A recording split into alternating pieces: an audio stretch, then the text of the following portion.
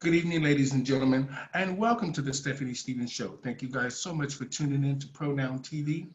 I am Stephanie Stevens. I will be your host for the next 35 to 40 minutes. Today on the show, I have brought two incredible one's an activist for the trans support community, and the other one is setting up housing, a real connection to helping people rebuild their lives. So today I invited Mr. Jason Sachs from Plattsburgh, New York, and Miss Katanya Edwards from Black Cat. She's a trans support worker, coordinator, and activist. So I just want to say, how you guys doing? Good. How are I'm you? very, I'm I'm very well, thank you. wonderful. I'm so glad you guys came on to do the show today. Thank you So very much for having Thank me. you. how's Plattsburgh? Well, I'm actually in Palm Springs at the moment, Oh, okay. So you're but in good I weather. understand that fall is hitting beautifully there right now. Oh yeah. So now, when are you? So let's talk to you for just a minute, Jason. Now I know that you bought a piece of property a few years ago, and you just really haven't decided what you really wanted to do with the property. But being part of the LGBT Two-Spirit pronoun community, you came up with a great idea of trans housing. How did that come about? Well, no, we knew exactly what we wanted to do when we bought the property. Just to give you a little bit of background, I grew up very poor. I was homeless as a child. I was homeless as an adult. I know what it's like to come from nothing to have nothing. So living in a house of any kind is a big deal for me to have something that's just mine. But with this particular house, we bought it because I'm unable to work outside of the house. Sometimes I have HIV, and sometimes it gets me really bad, and I can't maintain a regular schedule. So we bought the house so that I could earn a living on my own to run it as a bed and breakfast. Please excuse me, I have a little bit of tickle. It's But okay. Plattsburgh, unbeknownst to us, is a party town. It's a college town, which is great in a way. It's a liberal town, um, but it's a bad neighborhood for a B&B. There's a frat right next door, and they helped us to throw a drag benefit once. They're not homophobic, but they're just loud, and that's not conducive to a bed and breakfast. So when that shut down, I thought, what can I do with this big house? It's 6,000 square feet. It has 9 bedrooms at minimum. It could have many more. And because of the way that I was brought up, when I was in high school and things were better, my mom ran a halfway house out of our home. So it was everybody coming out of jail, it was people coming off the street. It didn't matter who it was, we accepted everybody. And at the same time, she also ran a food bank. So that's kind of in my blood, it's in my past. So I thought, well, why not start to do something for the community with this house? And it just happened to coincide, and I hope that nobody gives me too much flack for this, but it happened to coincide with me rediscovering RuPaul's Drag Race. And the thing about Drag Race, I know it has a lot of contention in the community, but I was drawn to the activism part of it, drawn to the activism part of drag. And I thought, these are some of the bravest people that I have ever known. And I want to be amongst that. So I want to use half of the house for a drag activism space where drag queens, drag kings, anybody that celebrates and practices drag as a form of activism, they live there and they bring in people and money for whatever their awareness is. If it's Black Lives Matter, if it's for indigenous causes, whatever it is, but the queens and kings would be required to use it as an activism space. It raises money Okay. for the So, house, it raises money for whatever the cause is. The oh, other I half of the house understand that. is going to be the trans housing nonprofit. And for that, we need to begin the fundraising. And that'll be after we get our 501c3 status, nonprofit status, which is just about done, by the way. So once we have the nonprofit set up, I begin serious fundraising on a national level. And that's sort of what I'm doing in Palm Springs right now, is trying to get the connections. We're going to have 3 to 4 bedrooms available with bunk beds, so we can support, 3 to 4 people to a room if necessary.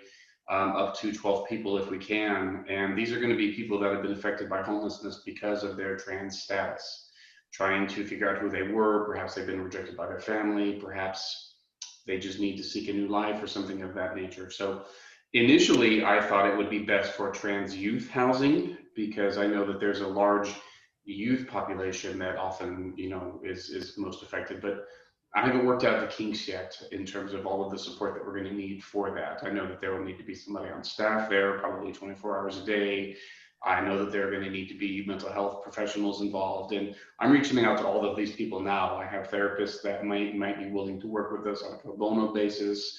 I have therapy students that might be able to stay there as a housing monitor in order to gain credit for their whatever social program work they're doing. And I've also been in touch with trans organizations in the area. One of them is the North Country Gender Alliance. Really great woman by the name of Kathy Metzger runs it. So that's basically in a nutshell what I'm trying to do. I've been on the road now for about a year trying to get this up and going, and it's been a lot of behind the scenes work and trying to contact people and saying, hey, do you think this is a good idea? Do you think it would fly? Is Plattsburgh too remote for it? Is it going to be okay? But I thought I would give it a try. So that's kind of where we are now.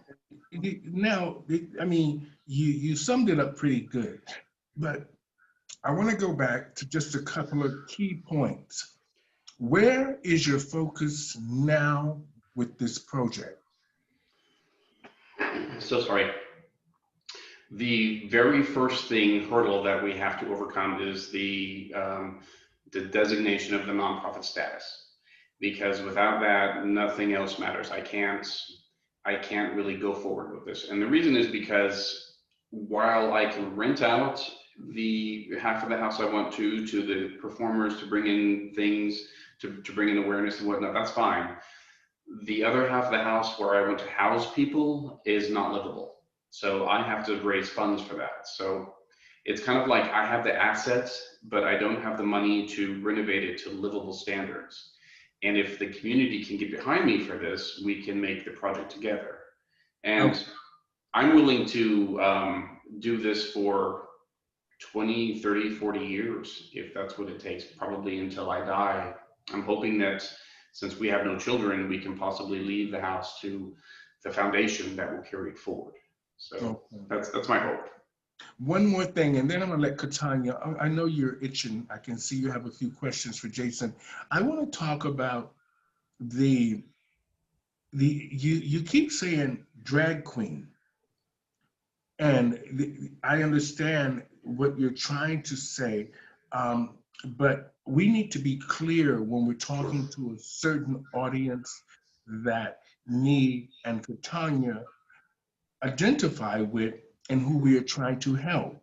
And you building a support system in the form of housing, we need to understand that sometimes we might need to identify people in a sense of just saying the LGBT two-spirit pronoun community, because it will make everybody feel inclusive. If we're talking about, there's a difference between drag and trans, but of course, yeah, I would never wish to combine the two. I would never want to do that. But it does intertwine in some sense, because some drag is trans. So now, Katanya, what do you think the first thing Jason should focus on with the housing issue? The housing issue, well, he's on the first track, he's on the right track for the homelessness, but he has to really identify, because there are two things you're targeting right now. He's targeting the drag performers and the trans. So which one is he going to focus on first the most? Is it the homeless trans girls, or the homeless trans people, or because you can't focus on both together, if you know what I'm saying. Mhm. So we have to find out which one needs the most help and the ones that needs the most support. Then with that being said, you can move forward from there because you have two combining, if I get what you're saying correctly. You said you have a section for the ones that are coming in from the dry community, and then you have the trans. So we have to find which one needs the more support and which one needs the more immediate attention. Because if you're Sure. going for the homeless, if you're going for the homeless trans, not because that I'm trans, I'm going to say, well, that should be your main focus because you're just looking for the drag to actually come in and, generate funds or whatever the case may be. So that is where he has to determine which one he needs to focus on first and which one needs the most attention. I understand that. Okay. Now, Jason, now that because the reason I wanted you on the show, and Katanya, because she's very involved in the trans community, and she has great connections and great support and great information and knowledge that can help you and make things a little bit easier for you. So I'm glad she focused on you have to make a decision on what you're going to focus on Mhm. first and make that your priority. Yes. And then now you say the house is 6,000 square feet. What is it that you need to put this house for the LGBT Two-Spirit community, let's say, to get it going, because the winter months are coming and the girls are going to need somewhere, the girls and guys are going to need somewhere to live. It's not going to be ready by winter. In fact, by the kind of renovation that we're talking about is going to be pretty massive. Okay. You, How much you, money? Just be straight up, because I do hashtag the government and I do tweet these Mhm. things on their page. These things can help you. So Yeah. how much money are you looking at? What is the time frame when you want to have this house open? And um, what is that is the first move. Sure. So the house is going to be need about $300,000, and that's not just going to be for repairs to make it livable. It's going to be to meet the requirements for ADA access, for anything that the city is going to require in order to house people on a public scale here. I've already been speaking with one of the city council members and about the zoning board and things of that nature, and we're a go. They're not going to have any issues with it. But the first, let me explain a little bit about the financial situation, and maybe that will clear things up. In spite of the fact that my husband has a good paying job, I am just on Social Security. I don't really have any money of my own. And this is my project. It's not his. I'm doing this solely on my own. So I can't rely on his money to do this. At some point, we're going to renovate this house on our own. We'll have the funds eventually, perhaps in 5 to 10 years when investments or whatever comes in, we do it ourselves. And then maybe we can open our nonprofit then. But in order to make this house livable to the standards where people can spend 6 weeks to 2 months there in the quarters for those recovering or bouncing back on their feet from homelessness or whatnot, that's going to require a significant renovation. We're talking about roof repair, drainage repair, electricity, plumbing, probably installing bathrooms, probably installing, egress points and things of that nature. So it's a massive project, and I realize that. So I guess right now after the planning stage, I'm in the see if the community will support it kind of stage, because it's a 50-50. I can provide the assets and the will and the desire to make this happen. I can do all the connections. I can do all the work behind the scenes doing the contractors, but without the funding, it's not going to happen, or at least it's not going to happen anytime soon. Okay, well, you have a perceived goal of Mhm. what you want. Do you Yeah. actually believe that this will work? Do you think? Well, yes and no. Yes and no. I believe that if I want something bad enough, I can make it happen, only because of the examples in my own life. But this is not a solo project. Do I believe it? Yes. Do I necessarily believe that the community will rally behind it and support it enough to make it happen? That will remain to be seen. Right now, all I can do is get the word out, make awareness happen. I'm contacting movie stars. I'm contacting people in the drag hierarchy. I'm contacting as many people as I know that have a huge platform. I'm raising money in contests. You may have seen one about the jewelry. Make me a TikTok. Mm-hmm. Do whatever you can right now. Not to raise money right now necessarily, but when we hit that nonprofit status, we're going to have the support of everybody in order to make Okay, this work. Katanya, can you Okay. explain to us, because I want Jason to understand, coming from a trans woman's point of view, and the fact that you're an activist, what are some of the real challenges Jason has to make after he make a focused decision on what's going to be first? What do you think is most important that Jason should be looking to do after the focus? After the focus, he should be looking to actually, who are you targeting first of all for your funding? Because this is going to be a lot of funding that you require because it's going to be ongoing. So you have to actually have your funding there. And when you go out to your funders or you reach out to people who you want to fund, what is it that you're giving back to the funder? You understand? Because people Mhm. in this time nowadays, they always want to create a win-win situation. If I give you $75,000, what's in it for me? Where Exactly. I'm investing $75,000 in your housing or your project, but what is in that for me? What am I going to get? Am I going to get advertisement? Am I going to get a branding? What am I going to get? What are you going to give me? So that Never is thought something. about that. That's perfect. Thank you. Exactly. So when you're going after funders or you're going after funding, you have to think. Say for instance, I'm going after Walmart for funding. This is just an example. If I go after Walmart for funding and I ask them for $50,000, how are they going to benefit from me getting that $50,000?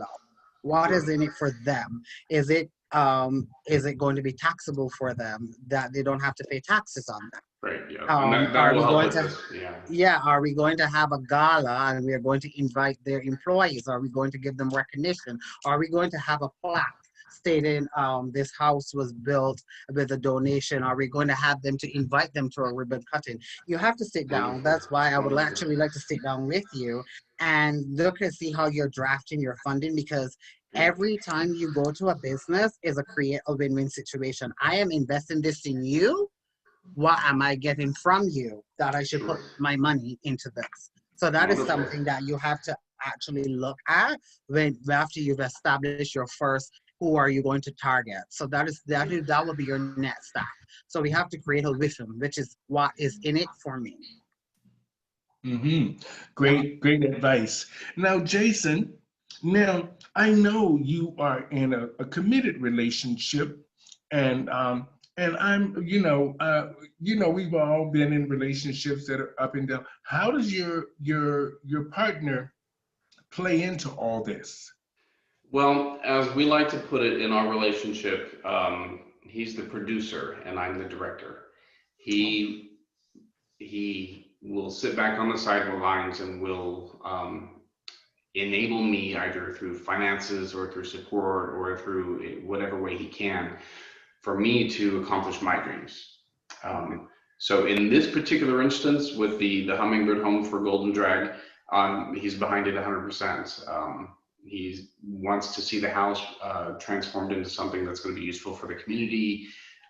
He wants to see, quite honestly, he wants me to achieve the best that I can achieve. And he wants to see me fulfill my purpose in this world. And Okay, for me, that's things of this nature. So, okay, amazing. Now, I understand how you connect to your vision. I understand how you want to reach out to other communities to make this a positive journey for everyone. But the thing I'm having a little bit of trouble with is trying to build the foundation and mainly for marginalized people is something that has to be in place, like Katanya said, to get the proper funding or for people to show interest in your goals. Because marginalized people aren't the first people most businesses want to help. They do that, like she said, out of tax breaks. What can I do for you and what am I getting? I think that's where the queens come in, or kings. Let me switch that delineation to performer. That's where the performers come in. In the bylaws of the nonprofit. Again, half of the house being for performance, that's a collective. It's not just people living there and paying rent. In order to be a part of that collective, you have to orchestrate a performance once a month to bring in both money or awareness for the cause and or for the house. So we have to have the performance first, because otherwise the house is not going to be self-supporting. But when it comes to funding for the renovation, I don't envision I'm going to have a lot of issues with that, and I'll tell you why. The people that I've run into so far that are willing to help me, I've been blown away by the amount of support that I'm willing to get, even if it's just word of mouth. We see every day how TikTok and YouTube and things of that nature can change the world, just, if it can get the right kind of mojo going. I don't know if that will happen in this case, but I can see that there's enough interest in it to make it happen. And once we have the nonprofit status, that's when I start hammering the big stars. I want to say, hey, if you can't donate money, you need to spread the word about this. We need to get the word out. So, I think that, do you have an active website now, where people can get information? Is there an active GoFund or active something to where it's ongoing, to where you're constantly in communication with different organizations and groups that could be beneficial to the Hummingbird home?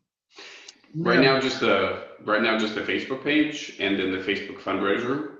In terms of doing a whole web page for it, I've been considering it. I'm not very technologically inclined, so I might have to find help. Well, have you ever thought about conducting a GoFundMe page? Because I had considered it, yeah. That would be a very good idea, because it's something that is really needed, and it's a really good project that you have taken up. To create a good GoFundMe page for that, you would actually receive overwhelming support. Thank you. I'll do that. I'll do that today. What demographics are you targeting? Are you, as Stephanie said, are you just targeting marginalized people? Are you targeting Caucasian, Blacks for your group? Everyone? Okay. Perfect. Yeah.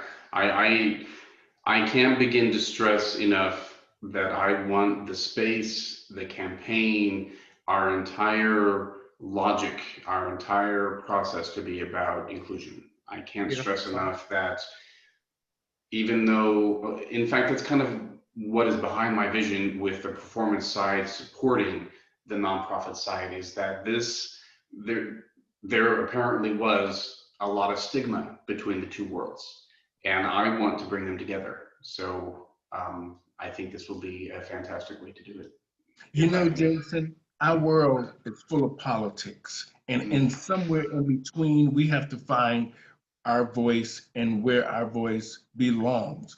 And always, the LGBT community, our voices have always not really been heard. They're like, oh yeah, okay, next. Now we're all communicating. We're making a difference. We're helping each other. We're reaching out. We're finally having some sort of a dialogue to have at least, I heard you, or I had a conversation with you. Not necessarily that it really matters, but I exist, I know you exist, and down the road, I won't do anything unless I'm pressured to do it, or it just benefits me or my business or my family. Now, for you, I think the key to all of this, like Katanya said, is you need to set up a GoFund and just go for it. But I want to just say this: if it affects your livelihood and where you are now, with all of your benefits, all of that's going on with you, you need to rethink that if you can't go forth with the GoFund, because like Katanya said, you could raise the money you need for that house. Yeah, I think that as soon as we get that status, we're going to be cake, because it will lend legitimacy to the project. You know, it's not just some guy thinking that he can pull this off. With that, you know, with the filing with the state of New York and you know everything that comes along with that, we gain some legitimacy to it. We're able to say, hey, you can donate on a nonprofit status now. Things are tax deductible. I'm going to keep receipts like, you know, nobody's business, make sure everything is well documented. So, you know, I think that we'll be okay. But this is a first for me. So I can't tell you how much I appreciate the advice and all the help and support. Now, No problem. You're welcome. Go ahead. I told him, no problem. You're welcome. That's right. We're here to help each other, Jason. Now, we're going to get off of the funding. We have a clear, I think Katanya gave you some good information. For me, the next thing you really need to do is create more of an information outlet. Facebook is just not going to do it all on its own. You're going to have to link up with some of these trans organizations, these reach out programs for the marginalized people, for the drag community that you're seeking. You're going to have to reach out to people that you know can make a real difference at the Hummingbird home. You need solid people that have solid lives, that have a solid goal for themselves, and they're willing to help you make your dream come true. And in turn, you are helping others. Now, Katanya, you explained to him what are going to be some of the challenges of, let's just say, the drag performers in the house and the trans performers in the house. What are going to be some challenges for Jason to keep order in this home? There will be challenges because there are two different genres, right? So you have the drags and then you have the trans, and they will butt heads because they're not going to see eye to eye. It's just he needs to make sure that whatever ground rules that he's setting for the house, they abide by. And if it's possible that I know it's going to be a house, but segregation, but to say to segregate them would be very bad. But I mean, if you can keep like the trans in one area and them in the other area, but they will still be able to mingle. You understand what I'm Oh saying? yeah, So yeah. if you have upstairs or downstairs or east wing or west wing, whatever the case would be, that way you will help eliminate some of that feuding or some of that headbutting that they may have. Absolutely. But it all comes That's down to ground rules and education. Because if you educate them and let them know, I get it. You may be trans, you may be a drag queen, you may be a queer guy, whatever the case would be. But we all are as one family. So it doesn't matter what your sexual orientation is. If you're living here, we have to live in unity and yeah, peace. yeah. So therefore, you have to have like workshops. You know what I'm saying with them? Although Absolutely. they're there and they're living there, have workshops with them. You know, you have meetings with them. You find out what issues they're facing. You have to be in their face because there will be issues. You're having issues with them. You may have a suggestion box for them to let them know what issues they're having between themselves or with the house or whatever they're going through at the moment. And as you said, mental health counselors are actually on board to work with you. So Yeah. that's a good step also. That will be able to help to counteract some of the problems or that may arise during this transitioning period with them. Perfect. I completely agree. One of the things that we are going to make mandatory if you want to be a part of the collective is conflict resolution classes. Like you have to go through courses to understand what that's all about and Exactly. open lines of communication. But you make very valid points. We need to have regular meetings. I need to be open to different sort of, you know, inputs and whatnot. Every performer that's going to be living there is going to have a vote. And when issues arise that anybody has an issue with, we're going to come together and talk about it and things of that nature. So everybody's going to have a voice. Everybody's going to be able to come together. So, Okay, I have a few suggestions, Jason. sure. They're just suggestions. You don't have to take them to heart. I really feel that you say when you're talking, you talk about the performers and the drag queens with more ease because you're used to that. You talk with it with ease. So you're going to have to maybe, I would say, change a little bit in the way you describe. You have to be more, you Okay. have to cover it in a wide spectrum so you don't have to say drag performers or enter this and then trans, because when you're talking to people that want to help you, you need to really say the LGBTQ, community. This way we know that it's covered. When you're saying performers and stuff, people look at drag a lot differently than they look at trans. Sure. So Okay. like she said, you're gonna have to make sure that even though it's kind of the same, you need to be able to identify it in one sentence instead of separating it because Okay. it's gonna keep you from moving forward. I agree. I agree. So if you're going to be professional, with professional people to help you, you've got to learn, just not learn, it's just to identify. Adopting their appropriate language. I understand. Yeah. Okay. Yeah, All right. I understand. Now, Katanya, Mhm. what do you think Jason should do now that he has a clear focus? We've been talking about, the funding, the marginalized group, the homeless group, the reach out programs, the connections, the networking. What do you think he should do now?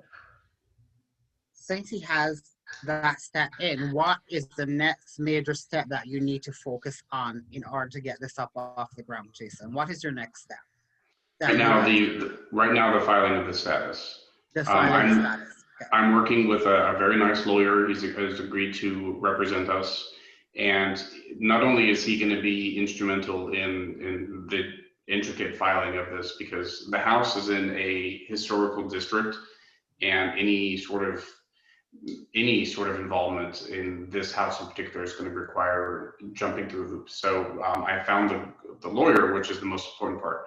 He's also going to help me write the bylaws, and Beautiful. whomever lives in the collective will also influence the bylaws, but it's nice to have that kind of legal insight into it. He's going to mention things like you that I hadn't thought of before. So I'll be perfectly frank.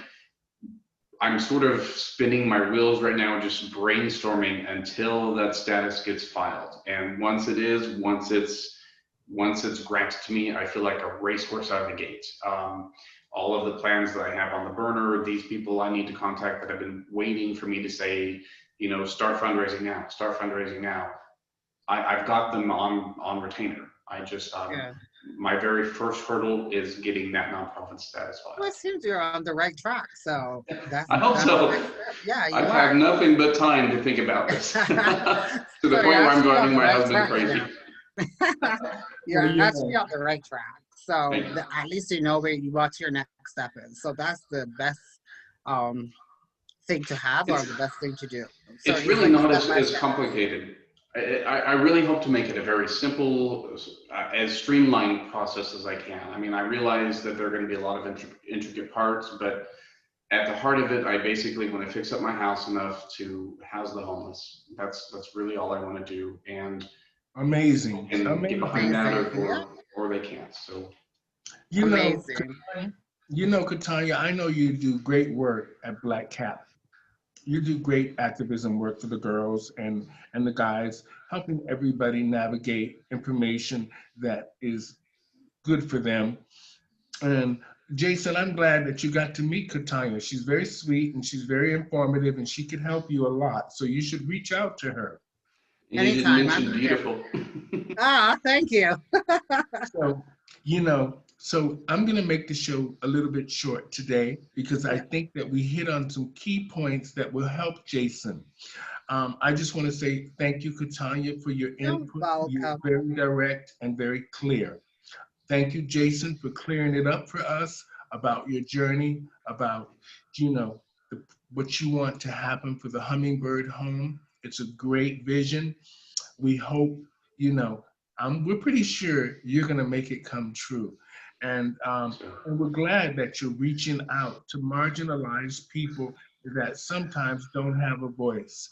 And we have to sometimes make our own voice, and we have to help each other, and mhm. especially during these times.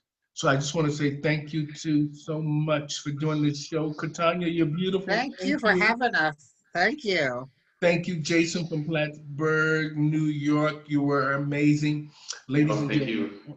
on the show today, I had Mr. Jason Sachs and Miss Katanya Evans from Black Cap, and Jason Sachs from the Hummingbird Home. And today we were just having a little simple discussion and conversation about helping marginalized people bring Jason Sachs' vision to life in Plattsburgh, New York, the Hummingbird Home.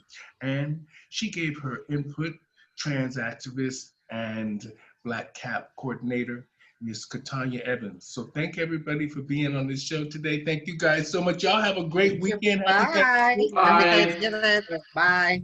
Bye bye, everybody. Bye. Bye bye.